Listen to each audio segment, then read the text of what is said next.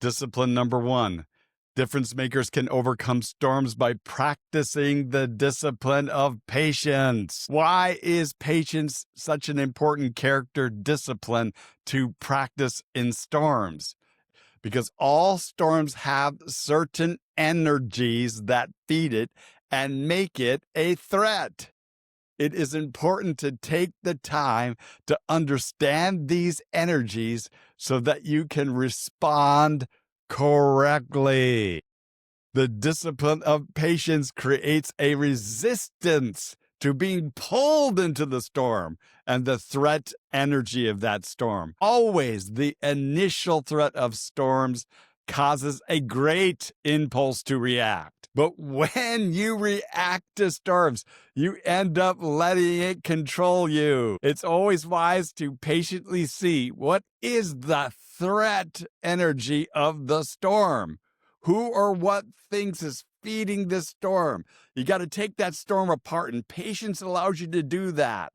You can see the people and the situations and where they're at in their life and all the energies of a storm that are going on instead of just getting personal and responding and thinking that you want to do or trying to push it away. Those are all the things when you run into storms that you get into trouble with.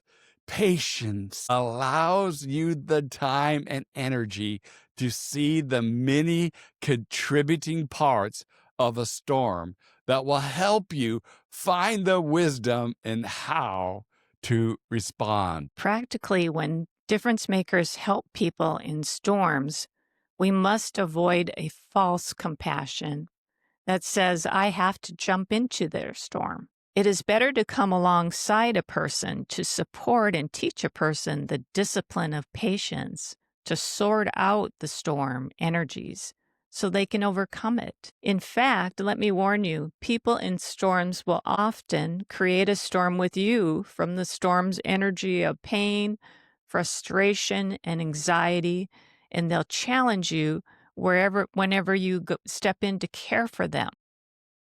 Practically, immediately and repeatedly speak these words.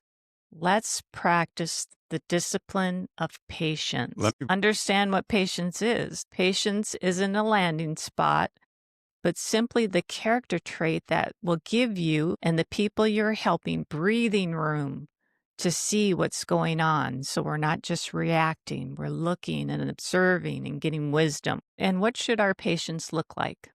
It should be relax, pray, observe, and watch until what? Until you understand the contributing factors that are feeding this storm its energy. And also look for the real threat energy of the storm. Once you see the contributing factors and the threat energy of the storm, pray for wisdom from God. And I promise you, as James says, God will be faithful to give you the wisdom that you need to overcome the storm.